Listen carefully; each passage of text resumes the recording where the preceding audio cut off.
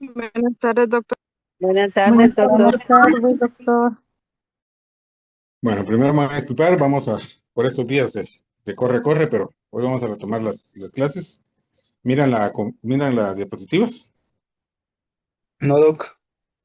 no se miran. No, doctor. No, todavía no. Vamos a ver.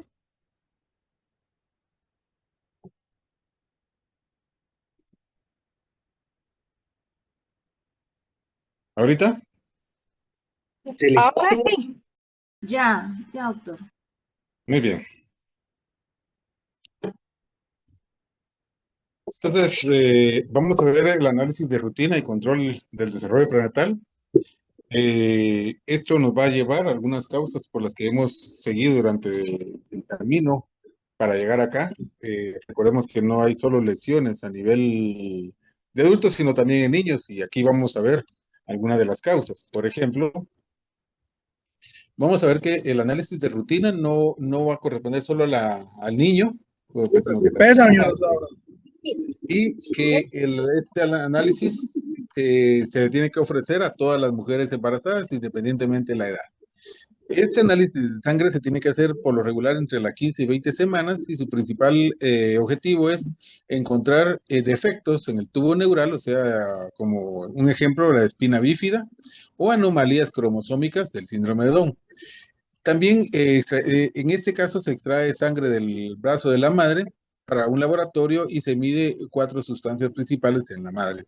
Riesgos muy pequeños, o sea, riesgo para la madre y el niño, eh, nulos o casi nada, salvo el pequeño moretón y dolor en el lugar de pinchazo. Y vamos a encontrar muchas veces falsas alarmas en las que se pueden obtener un resultados erróneos, pero que se tienen que continuar con otros estudios, como por ejemplo un ultrasonido. Es la forma de extraer la sangre.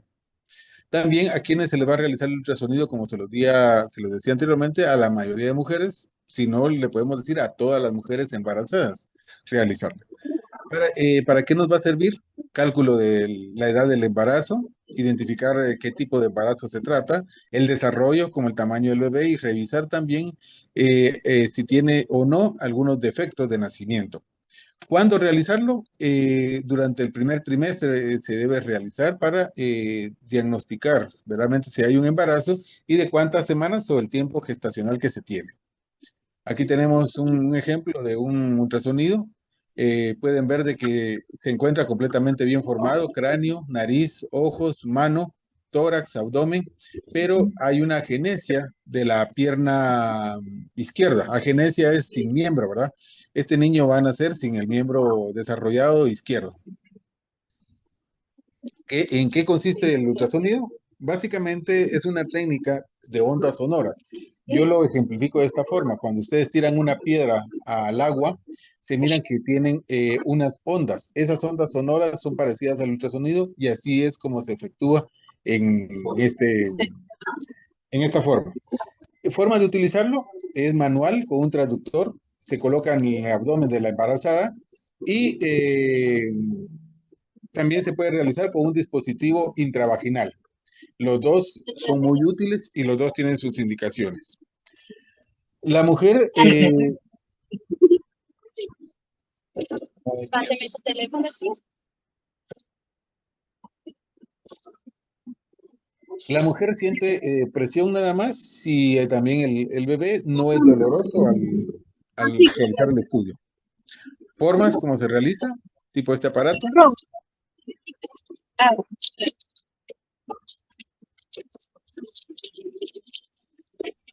Ahora, vamos a ver nosotros dentro de los riesgos para la embarazada. El ultrasonido es seguro para la mujer y para el bebé también. Se debe evitar uso casual, o sea, el hecho de que no ocasione riesgos tanto para el hombre, para la mujer o el niño, no es que se deba utilizar frecuentemente, ¿verdad? Sino que hay que tener tiempos, periodos para poderlo realizar. Hay muchas personas que hoy en día venden hasta ultrasonidos para tenerlos como recuerdo, sí, de los padres, pero sin embargo, cada mes que se realice, se puede tener ese recuerdo. Las personas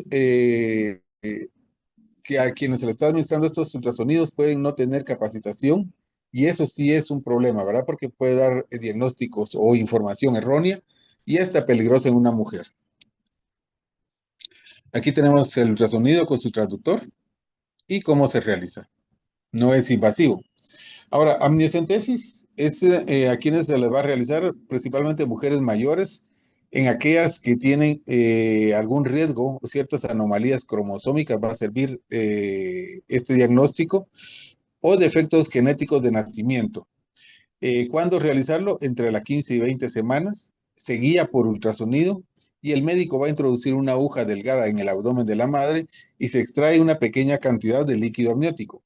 Ese líquido amniótico es el líquido que rodea al bebé y se somete a una prueba diagnóstica de laboratorio. ¿Cuáles son los riesgos de este estudio? Vamos a decir que son pequeños pero espontáneos. De 1 a 300 mujeres o 1 en 500 mujeres pueden producir alguna complicación. Van a experimentar ligeros dolores, algún sangrado leve, pérdida de líquido amniótico en algunos casos y son mínimas los que presentan complicaciones serias. Esta es la forma de extraer el líquido amniótico del abdomen de la madre por medio de ultrasonido. Ahora, la muestra de vellos curiónicos, ¿verdad? Quienes en mujeres, esto se realiza en mujeres mayores de 35 años que estén embarazadas, principalmente para diagnosticar síndrome de Down y otras condiciones cromosómicas. Las mujeres que han tenido un hijo o con algún defecto de nacimiento genético, incluidos defectos cromosómicos o antecedentes de trastornos genéticos en la familia. Entonces, la historia o la información que nos puede dar la madre es importante para poder tener un diagnóstico fundamental en cada una de ellas. ¿Para qué nos sirve? Para detectar anomalías cromosómicas o defectos de nacimiento genético. Entre ellos vamos a tener un número de 10 a 12 semanas de embarazo cuando se realiza este estudio y se tiene que hacer guiado por ultrasonido. ¿Quién lo debe realizar? Un médico que tenga la capacidad y que haya tenido el entrenamiento o especialista en realizar estos estudios. La forma es, el médico introduce un tubo a nivel vaginal y lo lleva hasta el cuello. En el cuello del útero, pero no es hasta el cuello de la cabeza, sino al cuello del útero. Y de ahí toma una pequeña muestra del exterior del saco, en donde se está desarrollando el bebé. Y ahí este nos va a servir para estudio. Eh, ¿Para qué nos va a ayudar estas pruebas? Nos ayudan al diagnóstico para ver trastornos genéticos como el síndrome de Down y algunas otras anomalías como defectos cardíacos. La embarazada se le aconseja realizárselo una vez o más pruebas de análisis de sangre, ultrasonido, amniocentesis o muestra de vellosidades de acuerdo a las necesidades que se tengan del diagnóstico de parte del médico. El 95%, afortunadamente, de las mujeres que se someten a estas pruebas reciben buenas noticias, ¿verdad? Que el bebé se encuentra en buen estado. Riesgos que presenta, un pequeño riesgo de aborto espontáneo de 1 en 100 mujeres o menos, dolores ligeros o sangrados después del procedimiento, y los estudios sugieren un procedimiento que puede suponer un riesgo pequeño de aproximadamente 1 en 3,000. Cuando hagamos pruebas de glucosa, son pruebas que nosotros necesitamos hacerle a las mujeres embarazadas para determinar si hay diabetes gestacional. ¿Qué significa esto? Que solo durante el embarazo pueden desarrollar la diabetes. Posterior al embarazo o antes del embarazo han estado como personas normales. La semana 24 y 28 del embarazo es el promedio que se pueden realizar y el médico va a tomar una muestra, ya sea del dedo o de la vena en uno de los brazos de la embarazada y se somete a pruebas de cantidades de azúcar dentro de, de su torrente sanguíneo, ¿verdad? Esto nos va a indicar que pueda existir o que si se encuentra elevada, entonces durante la gestación hay que hacer curvas de glucosa o hemoglobina postprandial, le llamamos nosotros, 2 o 3 horas después de haber desayunado. Y si es curva de glucosa, se le da una toma de azúcar o líquido azucarado y en ese momento se le está controlando cómo están los niveles de azúcar. Nada más, posiblemente un pequeño moretón y dolor en el lugar del pinchazo. Cuando hay una prueba que es una persona portadora de fibrosis quística, esta es una enfermedad genética hereditaria. En Guatemala no tenemos una estadística y la más cerca es la de Estados Unidos, 30,000 niños y adultos que padecen este trastorno, donde afecta de forma severa la respiración y la digestión. Esta es causada por un gen anormal en el organismo que genera moco a nivel de los pulmones. Y esta mucosidad va a ocasionar infecciones a nivel pulmonar que pueden producir peligro a la vida de la persona o del niño, ¿verdad? Aquí tenemos cómo se genera este moco a nivel de los bronquios y esto va a producir infecciones que neumonías y la muerte del niño. La prueba de fibrosis quística en el páncreas, secreción espesa, características similares pueden causar problemas graves para absorber los alimentos. Las personas con fibrosis quística, la vida promedio es de 30 años, casi la mayoría no vive más de eso, y los investigadores aún continúan buscando un tratamiento para esta fibrosis y además la cura. Em, ¿Qué se hace en estas personas? Un análisis de sangre en la saliva y se determina los futuros padres son portadores del gen anormal que causa la fibrosis quística. Por ejemplo, se ayuda a determinar y si corren riesgo de no o tener hijos eh, con fibrosis quística. La única manera de desarrollar fibrosis quística es tener dos genes que van a causar la enfermedad, uno de la madre y uno del padre. Esto significa que ambos padres van a ser portadores de la enfermedad o de la fibrosis quística. Por ejemplo, si tenemos a los dos padres que son que tienen de herencia, vamos a tener cuando se mezcla un XX, vamos a tener un varón blanco pero con pelo colocho o o XY, mujer, perdón, sí, XY es varón y XX mujer, vamos a tener mujer morena, pero canchita y de pelo parado. O cuando es predominante el de la madre, vamos a tener también mujer morena clara, pero de pelo canche, y si no, podemos tener un moreno con pelo rizado escaso y color claro. Pruebas portadoras de fibrosis, las personas que son portadoras, vamos a encontrar que la enfermedad se encuentra en una forma presente o no presente muchas veces y van a heredar el gen de la fibrosis quística de los padres, sin saberlo. Eh, Uno de los padres es portador de la fibrosis quística, casi nunca la probabilidad es de que el bebé tenga esta enfermedad. Se puede decir que la probabilidad es un 50% de portador asintomático sin síntomas, quiere decir esto. Cuando ambos padres son portadores de fibrosis quística, la probabilidad es de un 25%, o sea, de uno por cada 4 niños que nacen, que tengan la enfermedad, y la probabilidad es de un 50% de que el niño sea portador igual que los padres. Hay una probabilidad de un 25% que el bebé no tenga el gen absoluto, y eso quiere decir que puede ser un portador de la enfermedad. Pruebas prenatales de rutina, siempre realizar exámenes de sangre y orina, identificar condiciones nocivas para la salud del bebé, por ejemplo, hepatitis B, sífilis, VIH, SIDA y otras infecciones de transmisión sexual.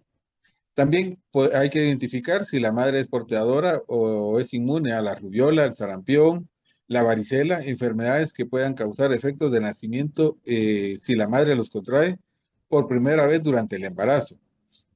También identificar si hay anemia, que es el bajo recuento de glóbulos rojos, y particularmente si se encuentra cansada, con algunos casos de aumentar riesgo por posparto en casos prematuros. Entonces, ¿qué vamos a hacer en estos estudios o qué vamos a tratar? Determinar que el embarazo tiene el factor RH en sus glóbulos rojos y si es de algún riesgo. Identificar bacterias en orina que pueden causar al bebé o causarles condiciones graves en sus riñones o en algunas partes de su cuerpo, ayudar a determinar si hay azúcar en orina para ver si hay diabetes gestacional y el médico realizar algunas pruebas adicionales para detectar azúcar en la orina. ¿A quién se le realizan? Mujeres embarazadas, ¿verdad? Lo que estamos viendo hoy durante el primer trimestre para identificar algún defecto en el nacimiento y durante la 10ª y 14ª semanas de embarazo. ¿De qué consisten todas estas pruebas? Diagnosticar,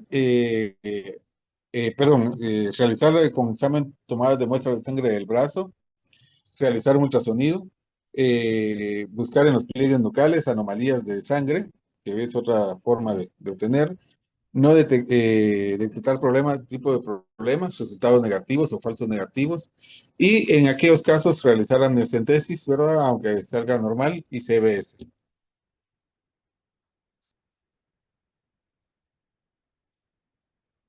Veamos este trabajo de parto.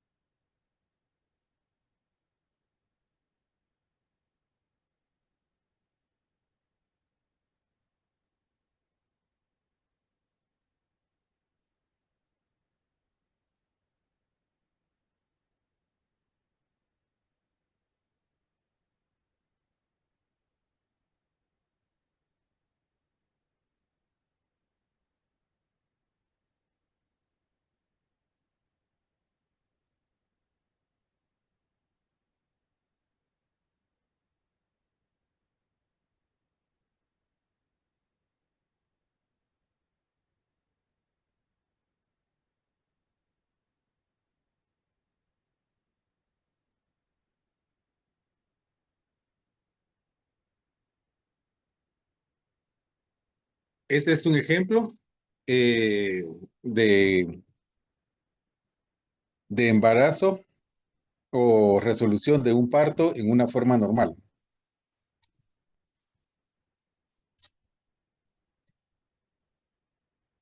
Veamos ahora la resolución de un parto gemelar, pero por cesárea.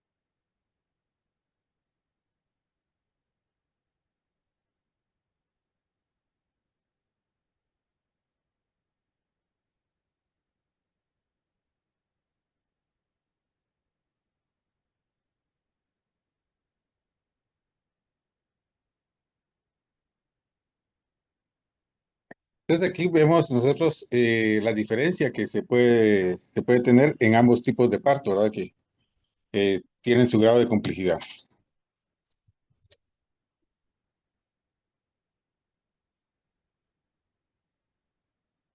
¿Alguien tiene alguna duda?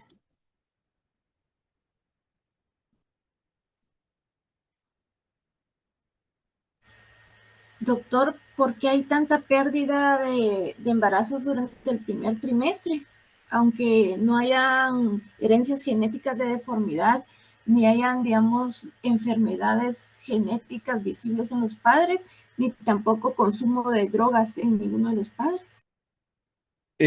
Fíjese que vamos a ver más adelante el problema que se da eh, en estas edades. Mire, pues, por ejemplo, Guatemala es un país en donde hay mucho embarazo a temprana edad, en etapa adolescente. Y resulta que en esa etapa que se da estos embarazos, el cuerpo de la mujer no está todavía maduro para poder, ¿cómo se llama? Para poder estar embarazada. Entonces, la madre no tiene la vellosidad en el útero para que la bolsa se adhiera a él. Otro, el estado nutricional de, de nuestro entorno no ayuda a que la madre logre desarrollar el embarazo. Y esto nos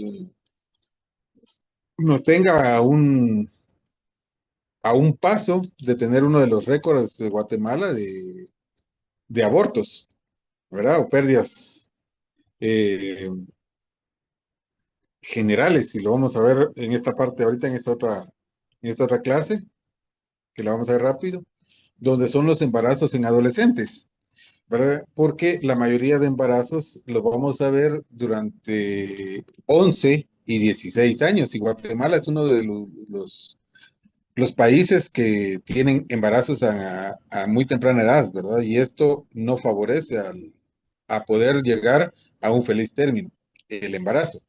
La edad adecuada para tener hijos va a estar entre 25 y 30 años, ese es el promedio, en donde el útero va a estar en una forma adecuada, el estado nutricional, la madurez general de los órganos de la mujer van a estar en las mejores condiciones.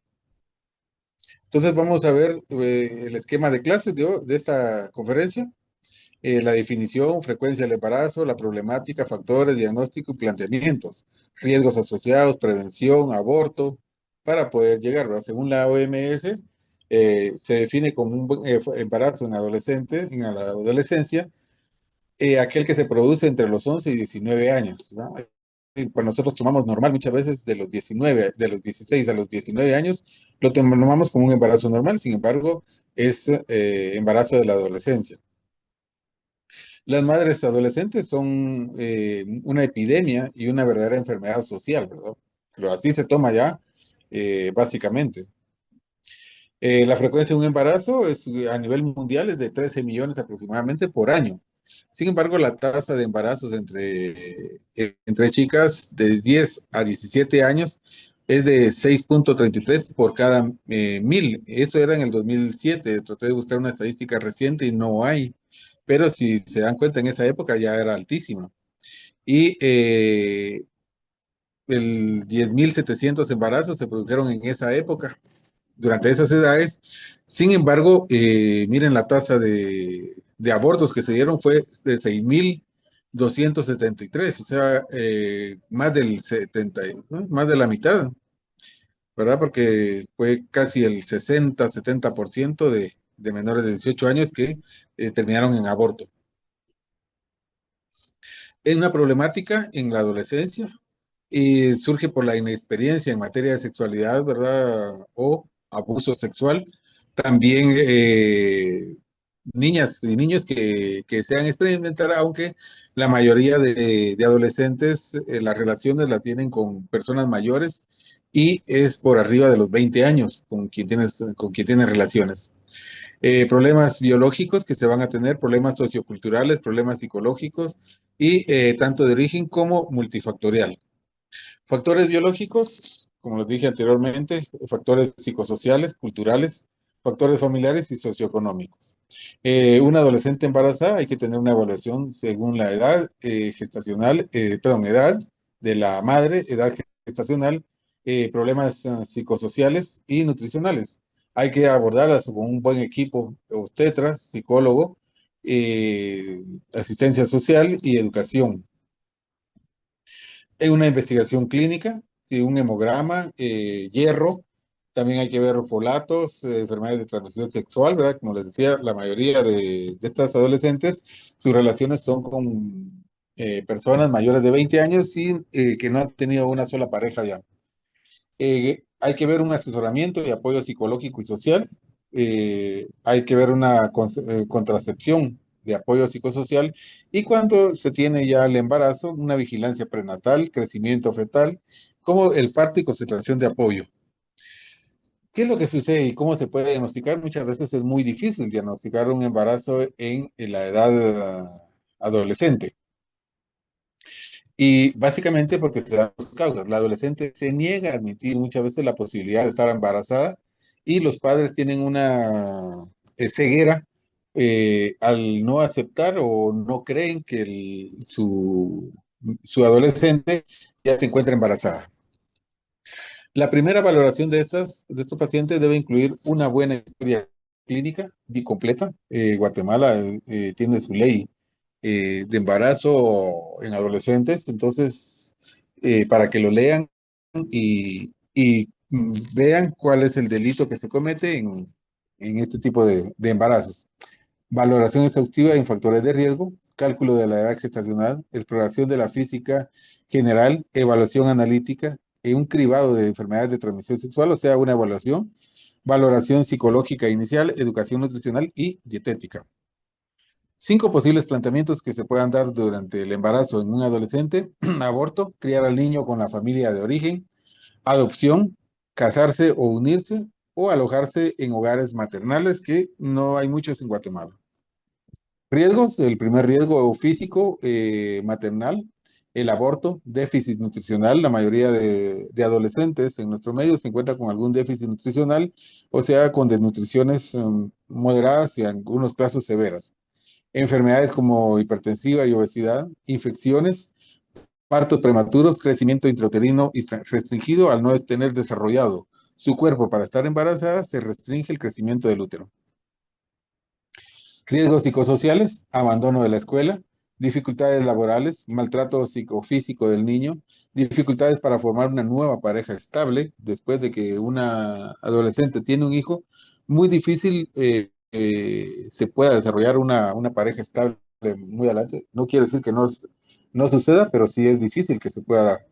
Una interrupción definitiva del proceso de la adolescencia y dificultades de independizarse económicamente. Va a depender siempre de alguien porque ya son dos personas a las que se tiene que mantener, la madre y al futuro bebé.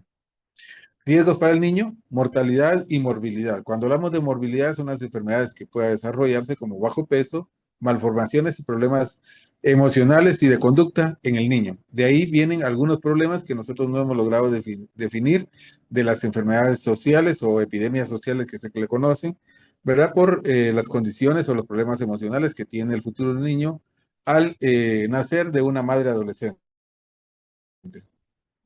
¿Cuál es el mejor abordaje del embarazo en adolescente? Es no tener que diagnosticarlo, o sea, evitar el embarazo, ¿verdad? Con un buen plan educacional o educaciones de prevención de embarazo, uso de preservativos o otro tipo de métodos anticonceptuales. La prevención número 1: medidas destinadas a evitar el embarazo, como información fisiológica reproductiva, que conozca bien sus órganos, sus acciones y la forma de reproducirse un embarazo. Muchos lo hacen por alguna curiosidad, mala información o abuso sexual.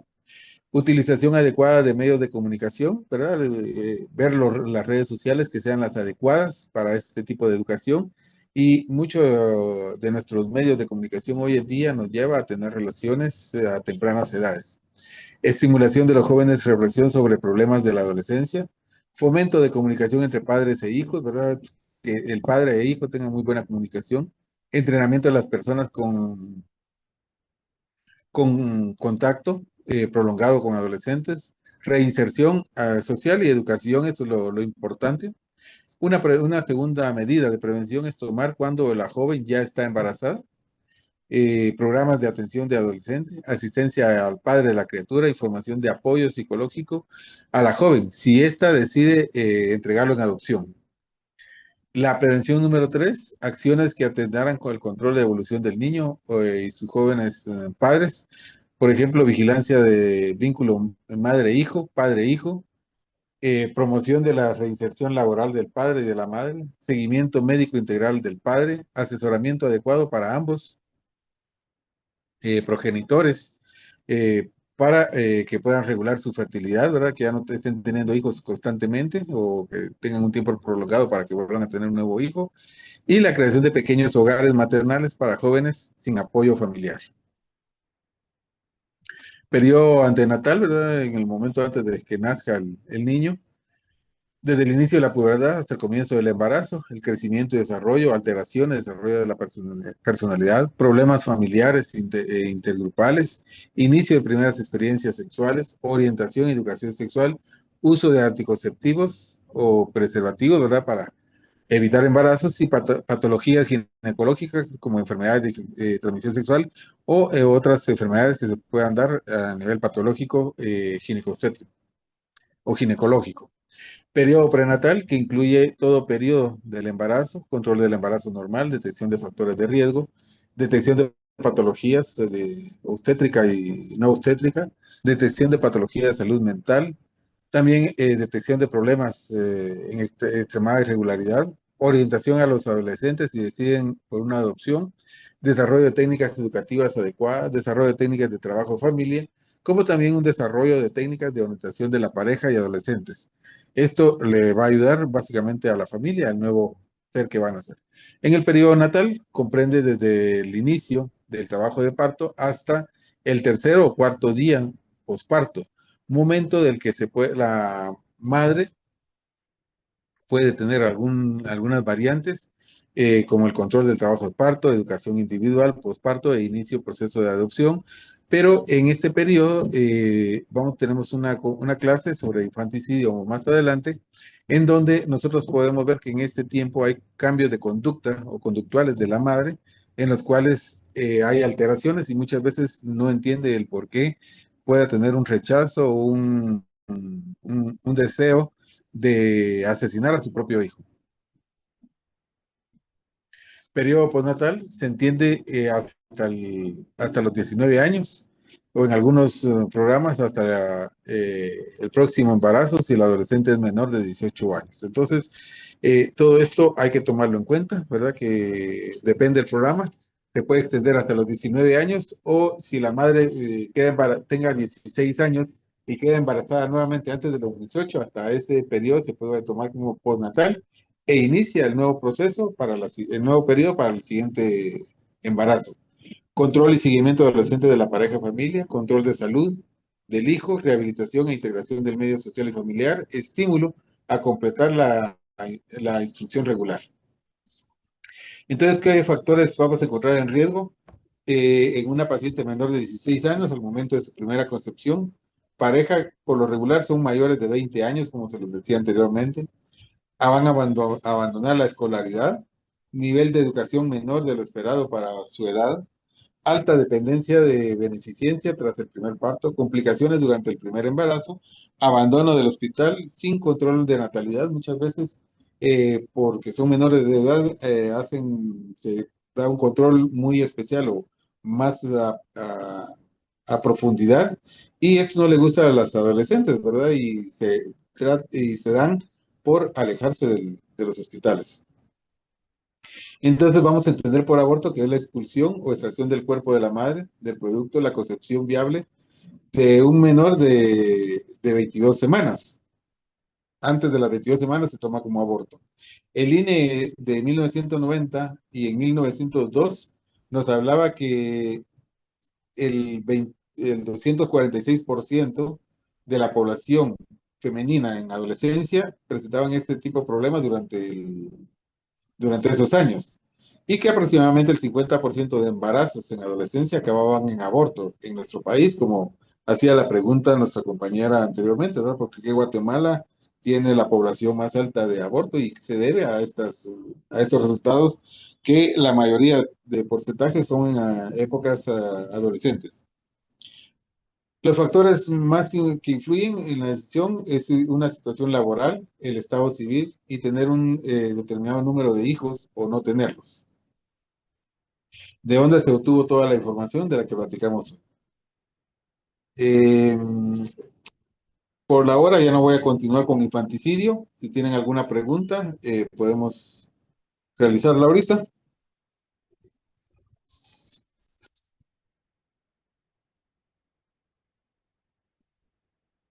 Ahorita, Todo claro, doctor. Sí, Rosa María, buenas tardes. Buenas tardes, doctor. Solamente un comentario. Yo tuve el primer embarazo a los 19 años, el segundo lo tuve a los 20 y el tercero a los 29. En el caso del último, me hicieron ese examen que usted mencionó de sacar líquido amniótico. Me imagino que era para descartar cualquier riesgo, tanto por el tiempo que había pasado por los embarazos y también por el factor RH, porque el mío era negativo y el papá es positivo. Entonces me Claro. imagino que por eso debe haber sido, eso es lo que yo llego a la conclusión, porque en su momento uno solamente va al hospital, o el doctor le va dando las indicaciones, uno solamente sigue lo que el doctor le dice, siempre en función de que el embarazo llegue a feliz término. Solamente, doctor, gracias. Sí, claro. Ya se le tomó a usted por el tiempo que tenía como una primigestañosa. Entonces sí hay que hacerle otros estudios especiales.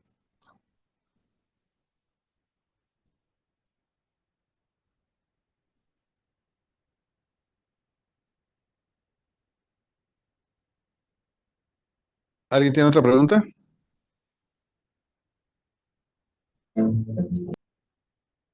Bueno, compañeros, les Doctor, deseo muchas gracias. buena tarde y nos seguimos viendo el próximo lunes. Les deseo un buen fin de semana. Buen fin de semana para usted. Feliz doctor. Semana, doctor, muchas gracias. Feliz tarde. Gracias, doctor. Buen fin de semana. Buena tarde, buen fin de semana.